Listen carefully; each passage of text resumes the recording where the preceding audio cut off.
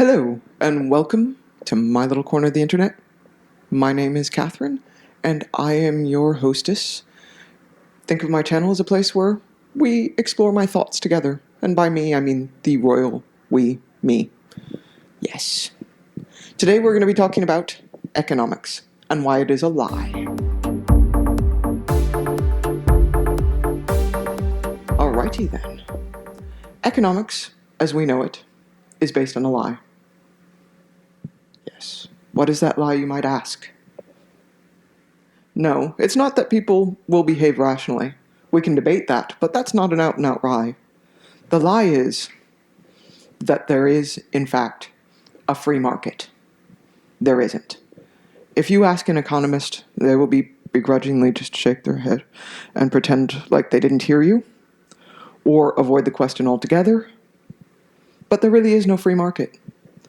And if there is no free market, it means all of those little supply and demand graphs that tell you things like rent control is bad, unions are bad, or, corporate subsidies are bad, whatever you think, there is no free market.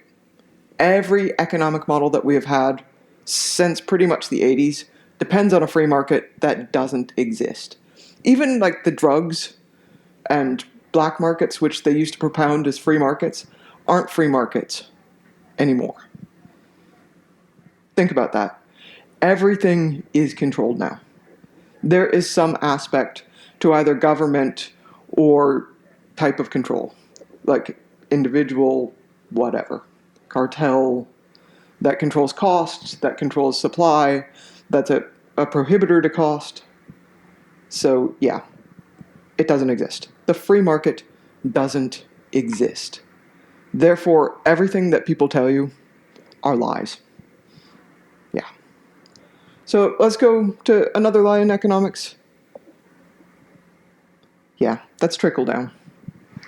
Now, trickle-down isn't so much a lie as it's based on the idolization that the free market exists and that people aren't greedy.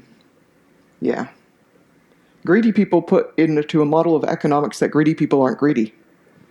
Think about that, because that makes no sense. So trickle-down would work in a perfect economy. I'm not saying it's wrong.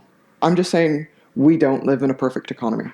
If the businesses that got the incentives to use trickle-down economics actually re-put them into the business to hire people and grow their business, instead of doing what they did and taking the money out of the company and putting it in offshore accounts and giving the CEOs and shareholders bonuses, it would have worked. Because along that same time, in that sort of 80s, when we started going to the quarter system of a stock market, where people wanted bonuses and they wanted it to peak at certain times and then pull the money out, was exactly the same time that trickle-down came into play. I'm not saying it's a conspiracy, but I'm saying we've been duped. It just hasn't worked. Now, I don't think that, there's other things. We can say,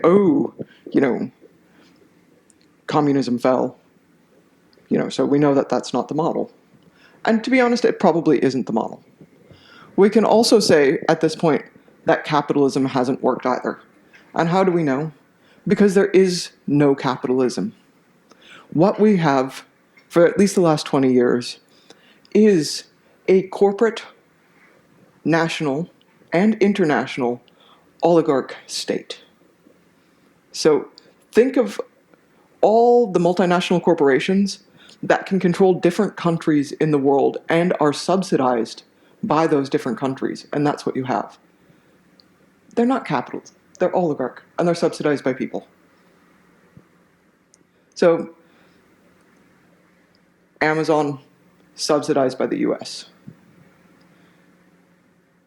Walmart, subsidized by the US.